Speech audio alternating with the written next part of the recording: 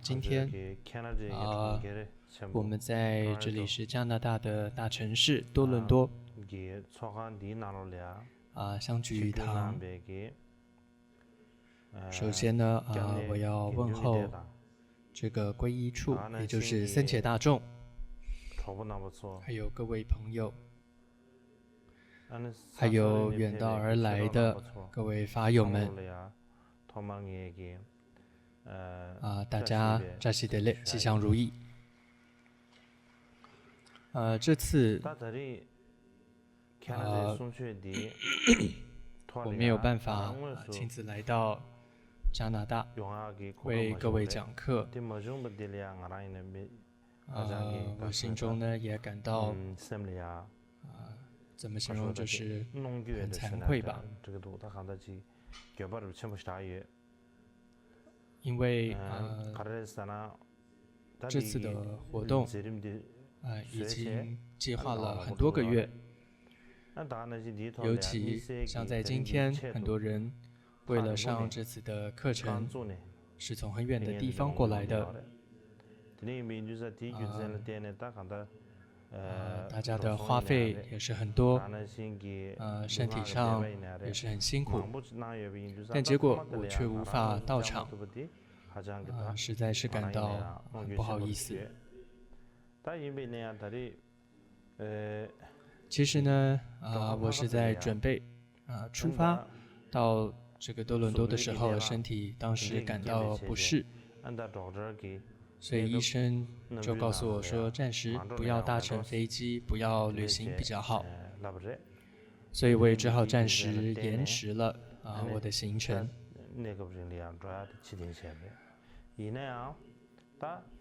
但我还是觉得课程很重要，还是要举行的。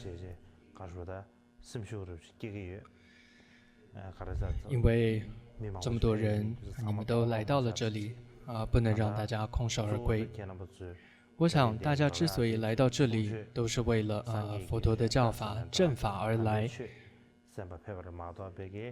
并不是为了我个人而来的。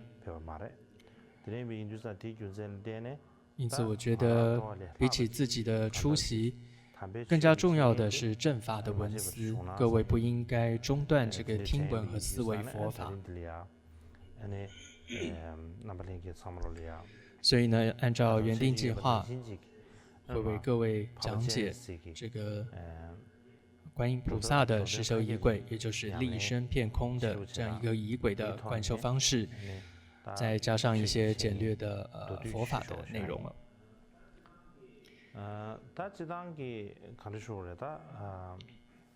一般来说，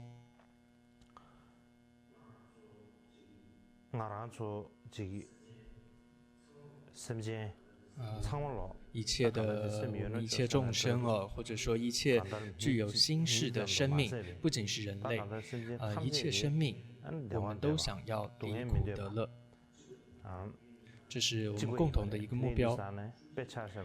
这就像同舟共济的乘客一样，我们都在同一艘船上。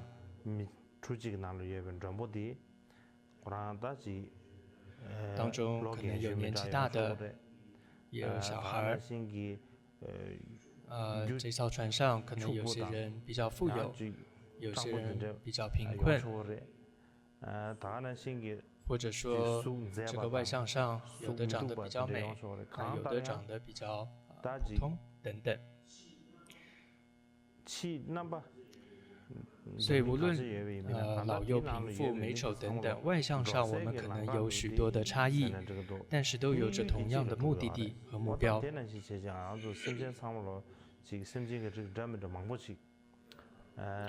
就像人类而言，我们也有不同的肤色、长相。我们再看动物界来说，它们的差异呢是更大的。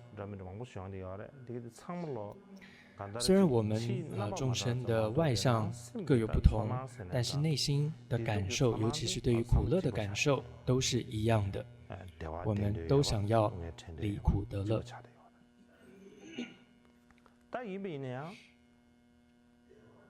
虽然是这样说，我们都想要得到快乐，但是问题是，我们在得到快乐上遇到很多困难，想要离开痛苦也遇到了重重的困难。这是什么意思呢？这些困难是来自哪里呢？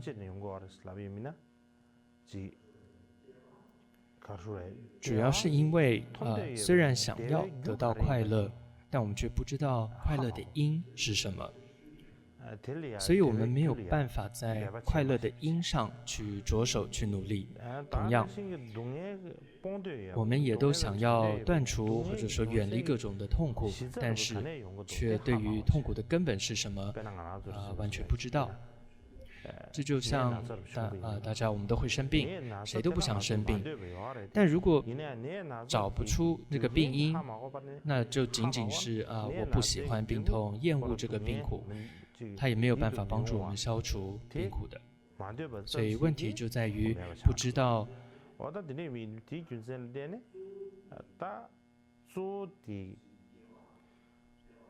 就是不知道这个如何去创造一个快乐的因，还有不知道如何消除痛苦的因，这是我们主要面对的问题。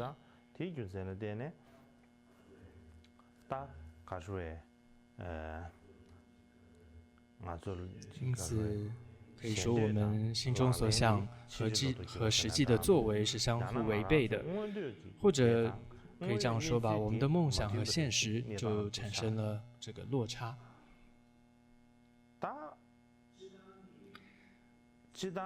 一般来说，任何一个生命，任何一个众生，无论我们各自对于苦乐的因是什么的了解，可能有深有浅，但大家都是尽力的，尽己所能的去离苦得乐。尤其我们身为人类，我们和其他的众生不同的特点在哪里？就是我们具备一种智慧，就是知道取舍，能够明辨是非善恶的一种智慧。因此，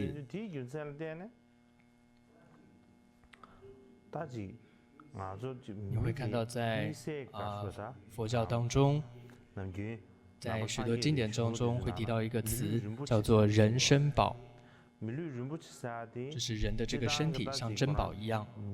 这个意思是说，投生为人，身为人类，是像珍宝一样的难得，因为人类具有一个特殊的智慧哦。然而，不仅仅如此而已，我们更深一层进一步来说，仅仅是身为人类还不算是真正的难得有意义，并不是，而是当你知道这个如何创造快乐的因，也就是善，还有断除痛苦的因，也就是恶的时候呢，这才是真正有意义的人生宝。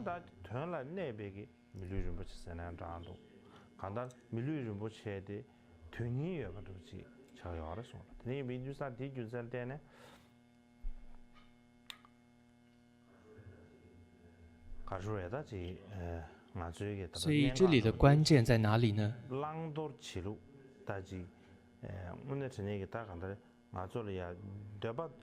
就是我们要能明辨善恶跟取舍哦。我们都想要离苦得乐，但仅仅是想是没有用的，而是要正确的在苦乐的因上下手，真正做到止恶行善。果上我们都知道离苦得乐，但问题却是因上不知道如何下手，不知道如何止恶行善，所以因上的取舍很重要。所以这也是为什么像大家常常在佛教里面经典当中都会强调，都会看到，就是要提醒我们要止恶行善。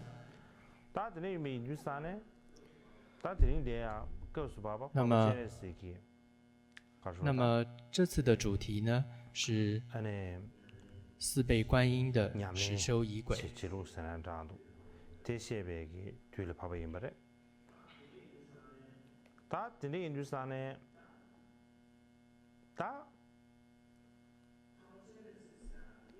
那么，首先谈到观音菩萨，我们可能要先认识一下什么叫做这个观音菩萨。佛教当中你会看到，尤其大乘的佛教，无论是藏传佛教，或者是汉传佛教，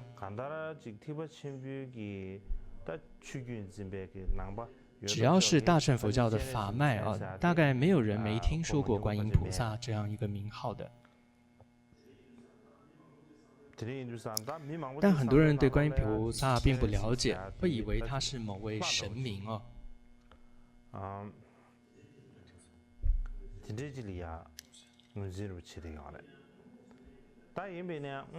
但到底什么是观音呢？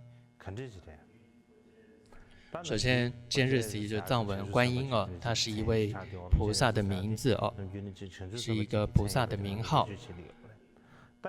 但是，所谓的修持观音法门，到底是什么意思？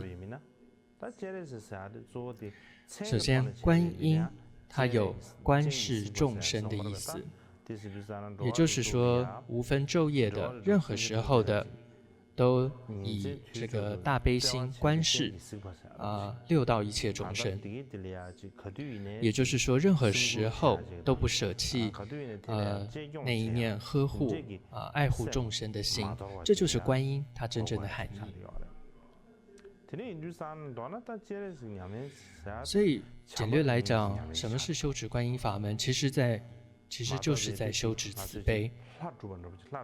很多人听到本尊观修，觉得这就只是对于观想一个本尊，然后向他祈请、发愿、礼拜、供养。但并不仅是如此，我们修持观音法门，并不就是观想本尊观音在前方，然后带着恭敬心向他礼拜供养，不只是这样。观音法门的用意是在开启跟提升我们自己内心的一种慈悲功德、慈悲的特质，将它开显出来，将它增长。让自己成为一个慈悲的人，一个利他的人，能够利益他人的人，这才是修持观音法门它真正的价值意义所在。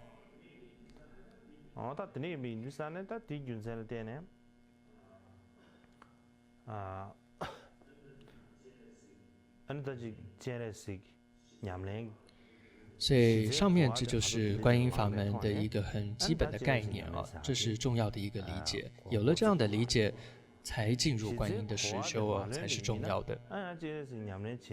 如果连上面这样的基本观念都没有，就修持这个法，可能你会念念观音菩萨的6字大明咒，或者你也可能知道观音菩萨有4个手背等等这样的形象，但这样子也并不会为你带来什么样的利益。所以我们要抓到的一个重点就是观音法门是什么？你要知道这个法门就是慈悲心的修持，它就是一个菩提心的修持。有了这样子，具备了这样子的一个认知的话，再进一步实修观音菩萨的法门，那你才有可能最终得到所谓观音菩萨的果位。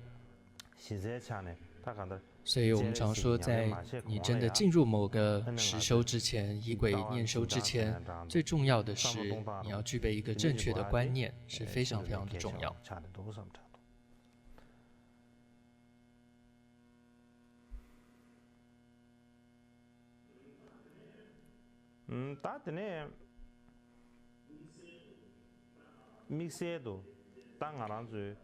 那么尤其观音这个法门在藏传佛教当中是受到很大的重视的。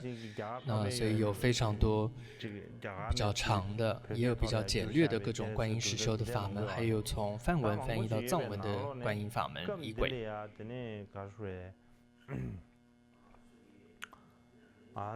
那这一次我们给予教学的呢，是由大成就者汤东嘉波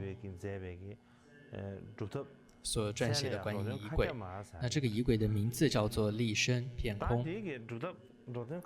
传统上在讲解这个仪轨的修持，会分为6个部分。6个可以说次第也好，6个章节，6个部分来修持。首先，第一个部分呢是前行，就是皈依跟发心。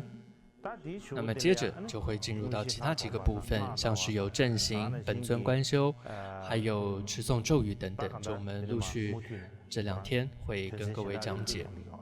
首先，今天早上，我想要简略讲解的呢是前行的部分，就是皈依跟发心。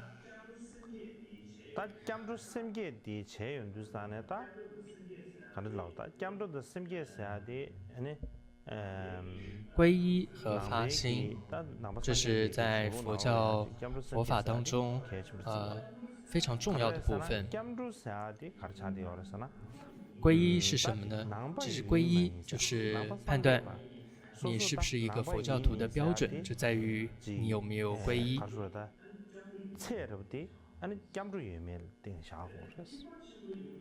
那么，是否为大乘佛教徒的标准，就在于你是否具有发心，或者说是否具有世俗菩提心，发起世俗菩提心。有了，你就是大乘佛教徒。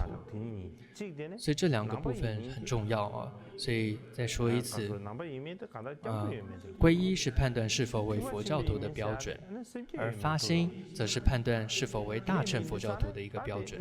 所以可以说，这就是佛教的根本，很重要。接着，皈依是什么意思？很简略的来说，就是皈依3宝，也就是皈依佛、法、僧3宝。我们会说佛陀是谁？他就是一个导师，就是就好像我们要走，就像我们要走到一个陌生的道路上，需要一个导师指引我们、带领我们，告诉什么是什么是正道。法是什么呢？法就是那个法道，就是那条道路。僧是什么呢？是行走在这个正道上的友伴。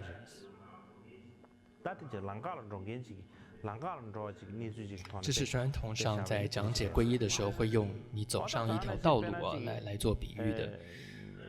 有的时候也会换一个方式来解释3宝皈依3宝是以这个生病病患来说。这时候我们要去看病，这时候佛陀就是那个医生，佛法就是那个药，那么僧人指的就是护士。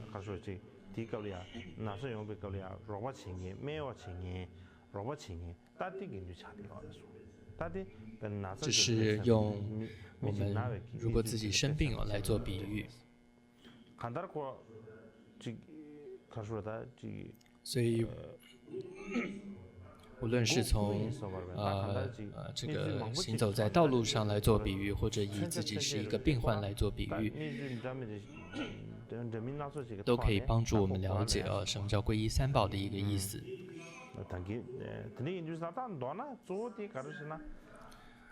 总而言之，我们讲到3宝，通常一般我们说佛陀、佛宝，它指的就是历史上的这个佛陀，他是2500年前真正出生的这样一个叫狗达玛，就是乔达摩。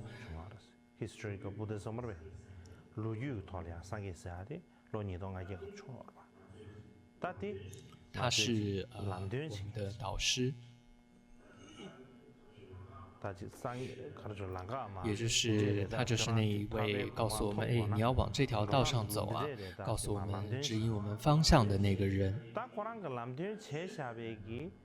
那么什么是法宝呢？就是他告诉我们的方法，透过这样一个方法可以帮助你证得遍知的佛果，或者说达到究竟的一种解脱跟快乐。接着，那什么是僧宝呢？就是当你走在这样一个修行佛法的道路上的这些友伴，就是僧宝。所以一方面来说，当我们谈到佛陀，我们会觉得佛陀是历史上过去这个2500年前的一个古人。但其实以现代的角度来诠释谁是佛陀的时候，佛陀指的是谁呢？我们可以说，现代来讲，佛陀的代理人是谁啊？他其实就是善知识，就是老师善知识。他是一位能够正确告诉我们正道的人，这样一位正确的具德的善知识。他会教导我们如何得到成就佛国的。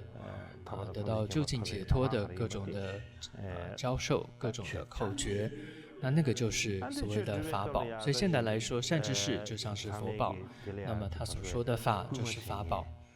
那么现在来讲，当你在修行旅程上能够总是鼓励着你，或者帮助你修行能够顺利的人，在法上给予协助的人，有的是在财务上提供帮助等等，有的在法上给予协助等等，这都可以说是僧宝。总而言之，这里有一个重点是三宝缺一不可哦。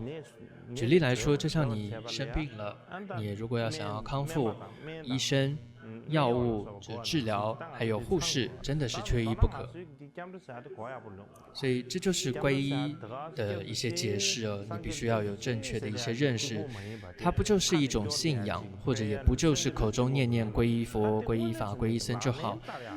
皈依其实是一种 action， 它是一种你具体真实的一个实践跟行动。比如说，我依止了佛宝，是指，你真的认清楚这个指导者是谁，这个善知识是谁，然后你对他也升起一种恭敬之心，有一种信心，然后你也很清楚，他给予的指示是什么，然后依照他所说的这样去做。同样的，帮助我们行善的人，修持道上帮助我们的人是谁，你也都很清楚是谁。所以它是一个很实际的，你在生活中可以去运用的一个修持。所以皈依不就是口上念念，而是一种切实的实践。接着谈发心，也就是发起我们叫世俗菩提心，这什么意思哦？也就是升起一种我要安置众生于佛国，帮助众生成佛的这样一念心。或者另外一个解释是，有一句话说发心为利他欲正等菩提，意思是说你升起一念我为了要利益众生成佛，所以自己想要成佛的这样一念心，这样解释也是可以的。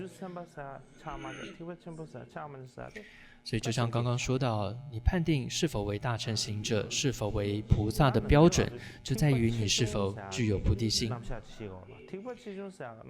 我们常谈到大乘跟小乘，大乘小乘的理论体系的差别，其实并不在于见解的深浅其实重点在于发心的大小。因为从小乘当中来讲，也有谈到空性的见解因此它并不是依据见解的深浅而分别大小乘，主要在于发心的大小。当然，进一步从修持的实修的角度来说，发心的大小又有不同的实修上的解释。但在这里简略来说，什么叫发心的大或小，是指你承担力的一种强或弱。譬如说大乘的行者，他具有一种很强大的承担力，他能够承担很大的责任，而相对承担力较弱的就是小乘。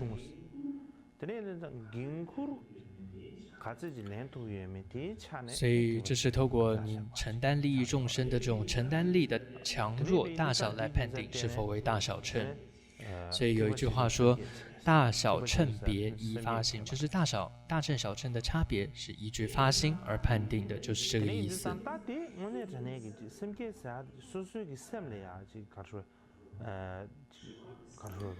所以发心，你知道它是一种向内的一种省思换句话说，我到底是大乘行者还是小乘行者，是自己要去观察的。所以大乘小乘，它不是你向外对于他人的一种展示，不是的。但很多人一谈到大乘小乘，可能就会联想到世俗面的，比如说财富的多寡呀，或者说名声的大小啊等等哦，好像是一种向外的、向他人展示用的东西哦。发心完全不是这样的，大小乘不是这样，它不是一种展示。发心是你愿意面对自己，懂得一种内省。你问问自己，我是真的有发起心吗？我是否真的有足够的勇气、足够的承担力，利益众生？如果我承担力够，就是大乘；如果承担力不够，我承担不了，就不是大乘。所以，无论你外向上多像一个大乘的行者，只要没有发心，就不是大乘。所以，我们说前行皈依发心非常重要。很多人会以为这只是前行，是一个开始，好像比起正行而言，前行不那么重要，也不深奥。但其实，前行真的非常重要，它是一切的基础。就像房子的地基是一样，你建造房子，大部分的花费都花在这个地基上的。地基稳固了，那么正行的房子才会牢靠。地基不稳，正行的房子也之后容易东倒西歪的。所以在噶举派当中常说，前行比正行法还要深奥。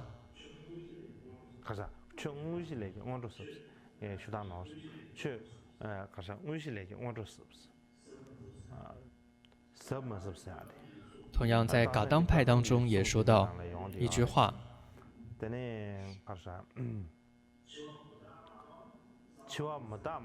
若未明了死无常，密集金刚不深奥；若能明了死无常，皈依三句亦深奥。这个意思是说，这里谈到死亡无常，观修死亡无常是前行法当中的一法。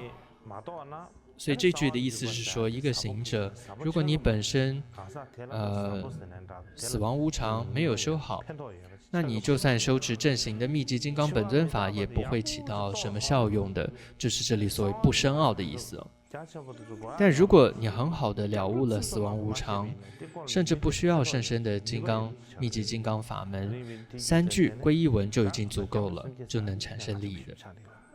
所以皈依发心非常的重要。那这里谈到皈依跟发心，因为是透过仪轨的讲说，所以在配合实修仪轨的时候，谈到皈依发心，通常会做一些观想。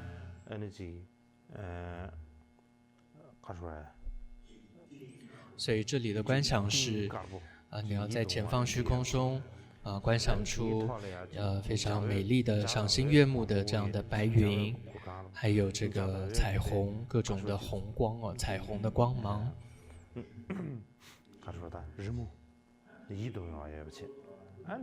接着在这样子的白云、彩虹、虚空当中还降下许多的这个花雨。总之你可以想，前方这整个画面是非常舒服的，让人心旷神怡的。然后在前方的虚空这样的一个画面当中呢，就端坐着是和根本上是无二无别的观音菩萨。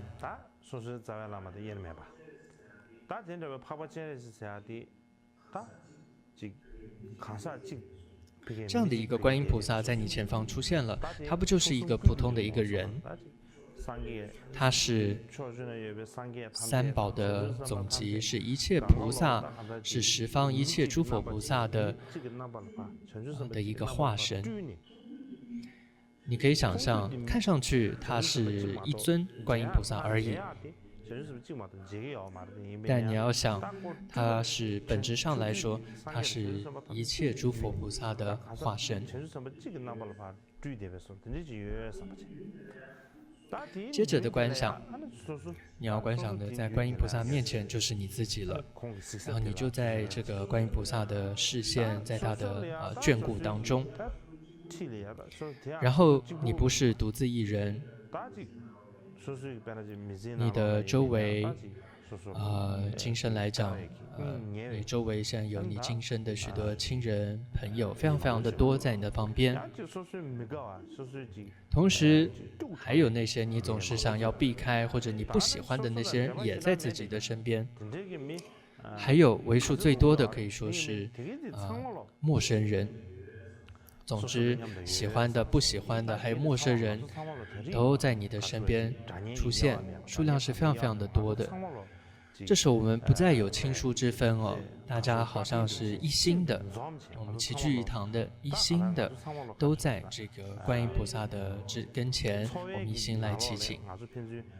虽然你会想，的确世俗当中、生活当中很多人我也不认识，或者你不喜欢。但事实上，这时候你要抓到一个要点，就是其实他们都和你一样，都有共同的一个心愿是什么？就是我们都想要离苦得乐，我们的心是一致的。其实我们就像是同一个家庭一样的人，同一个心愿的人，我们一起做祈请。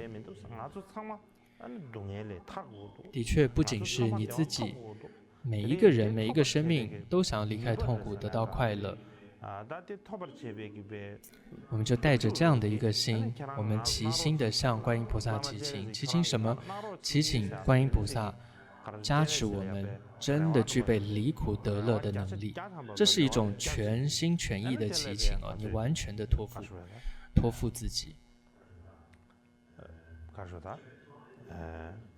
然后接着你就念诵皈依跟发心文，这就是这个时候仪轨修持的时候你要的观想。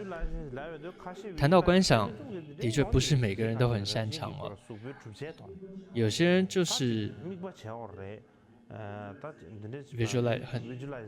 有些人就是很难观想，你再怎么跟他说明，他还是想不出来。还有的人是可以观想，但时间要很久，搞了半天才想得出那么一点点样子。所以我个人认为观想的重点不在于形象，还是你要回到内心的感受。就像我们说观想上师观音菩萨就在我前方虚空中，他是离你他是很亲近的，对你，你要感觉他是真实活生生的出现在那里，是很有感受的啊。就算你想不清楚他的服饰样貌没有关系，但是你就是跟着你身边一切喜欢不喜欢不认识的人齐心的，我们都有共同离苦得乐的心愿嘛，所以我们就一起在这样子慈悲的观音菩萨的面前，我们都带着同样的心，同样的期盼，就是我们都要离苦得乐，带着这样的一种深切的心来祈请，来念诵皈依，还有发心。这里的皈依发心文是什么呢？我们大家都耳熟能详的，就是诸佛正法圣僧众，直至菩提我归，以我布施等功德，为利众生愿成佛。相信大家对这个偈文也并不陌生哦，大家也都知道的。所以这里念诵这个偈文也是可以的，也是在仪轨当中是这个偈言啊。但是这个作者就是大成就者汤东嘉波，他也叫铁桥大师哦，他还有铁桥派的一个皈依发心文，念诵那个发心文也是可以的。但无论如何，它文字上大同小异，重点还是在了解皈依发心的含义是什么。举例来说，皈依文诸佛正法圣僧众，直至菩提我皈依，这两句是皈依文。这里就提到了佛法僧三宝，尤其这里提到圣僧，意思是指菩萨僧众。所以你这里可以分清楚，这里的僧众特别指的是菩萨僧众，所以叫圣僧。所以这2句主要的意思就是，直到成就菩提成佛之前，我生生世世都要皈依三宝。接着后面2句，以我布施等功德，为利众生愿成佛。哪怕你只是做了一点点布施，持守了一点点戒律，你的目的都只有一个，就是什么呢？就是帮助众生成就佛果，就是帮助众生得到究竟的一个解脱。这就是皈依跟发心。那一般来说，祭文是念3遍，念1遍都可以，也看你自己的时间，是不是有时间时间长短做调整，也可依自己的，就是你对这个祭言是不是有感受，看是不是要再多念1遍等等。总之，皈依发心之后，要有一个很强烈的感觉，觉得自己就真的得到了观音菩萨完全的一种救护，得到了他全心的一个眷顾。就是因为你在念皈依发心的时候，你带着这所有的众生，你将自己全副的身心都交付给观音菩萨了，他也就全心全意的给予我们照顾了。所以念皈依发心的时候，你会有一种很强烈的安全感，你会有一种信心会升起。这其实皈依发心重点在这里，是你要看有没有升起这样的感觉。这就是皈依很重要的部分。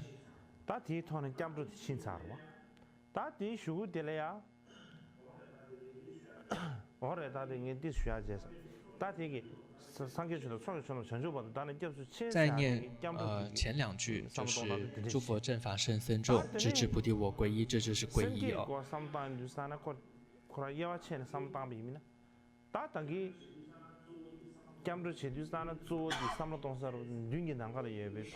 那皈依的时候，你观想的有一个焦点是在哪里？是在前方虚空中的观音菩萨。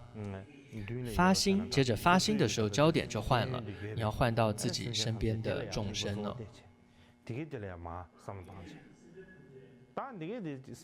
所以讲到发心，接下来，这里有一个观念是，众生都曾经做过我们的母亲，没有一个不曾经没做过我们的母亲了。如果你有这样的观念也很好，但是这样的观念又牵扯到轮回的概念，可能有的人不相信轮回等等，比较复杂。所以简单来说，这里发心时候你要带着一个念头，就是众生都和自己一样。为什么一样？因为你都想要离苦得乐。所以从这共同的心愿上来说，我们都一样。但问题就像之前谈到，我们都想得到快乐，却不知道快乐的因是什么。不仅是如此，甚至造作不快乐的因，也就是恶业。所以众生最终的结果导致结果只有一个，就是痛苦。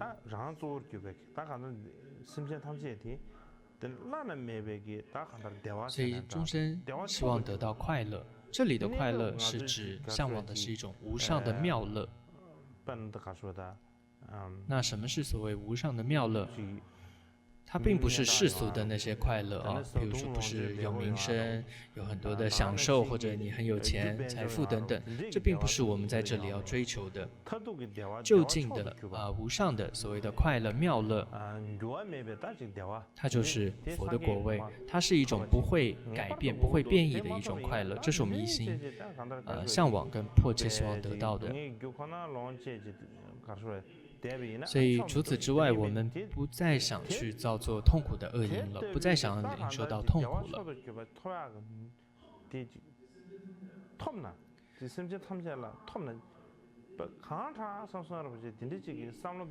我们可以说自己也好，众生也好，都虽然具备这样的心愿，但问题是我们做不到，我们的能力不够，我们现在能力还不够。所以我们要修持观音菩萨的法门，我们要效法观音菩萨，实践观音菩萨的慈悲的这种精神。然后变得和观音菩萨一样。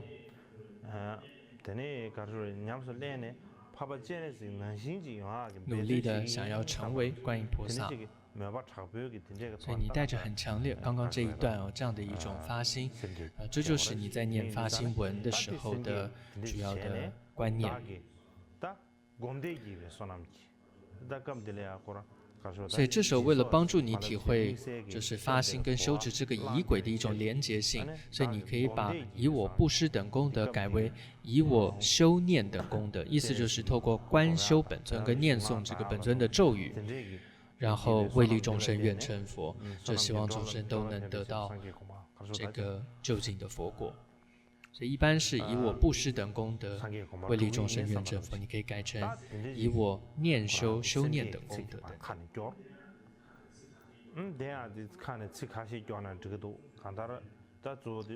那这就是皈依发心的部分，看念几遍，主要看自己的时间跟你的内心的感受。好，皈依发心念完之后，接着还有一段观想。是要观想前方虚空中的观音菩萨，我们刚观想在我们前方嘛。接着你要观想从他的身体呢，放射出各种颜色的光芒。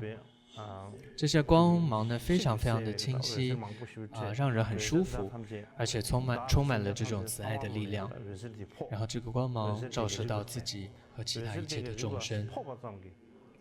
然后消除了所有众生的罪业跟痛苦，都离苦真正的离苦得乐。你心中要这样去想、去相信透过这个光芒的照射，这样想是可以提振自己的一种欢喜心。当然，众生不会因为我们这样的观想马上就远离痛苦，但是就像自己陷入低潮的时候，满脑子都是负面伤心的想法，当自己开心的时候，满脑子都是开心的想法是一样所以现在这一段放射光芒的观想，也是藉由这样的观想，让自己的心能够快乐一些。再来的观想，观音菩萨化成了光芒，融入到你的身上，和你合而为一。这时候你身口意的各种的污秽都彻底的消除了。你的身体、语言跟心意呢，都变得很有力量，充满着这种利他的一种动能。以上呢，这就是皈依跟发心的一个观修部分。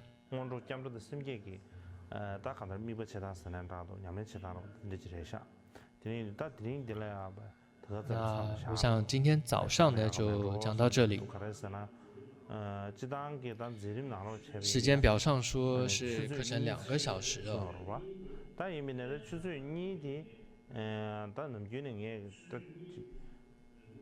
但我常觉得2小时有点长，翻译也会比较累。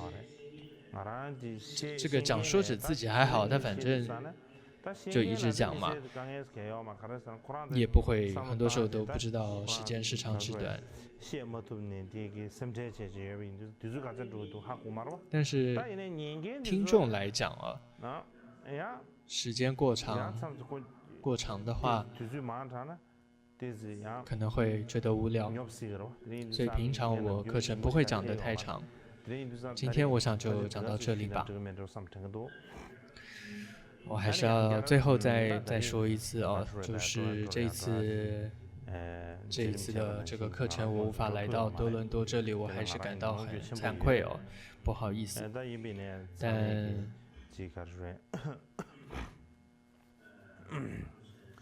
我想大家是会 understand 是会这个谅解的。一般来讲，我的身体这个状况呢，从去年到美国到现在，身体也不是太好，当然也不是什么严重的病痛，就是身体比较弱吧。加上这个精神上还是担心担忧的事是比较多的，所以身体比较弱，再加上心理上又有许多的这个担忧，还有许多的压力，所以就是比较辛苦一点。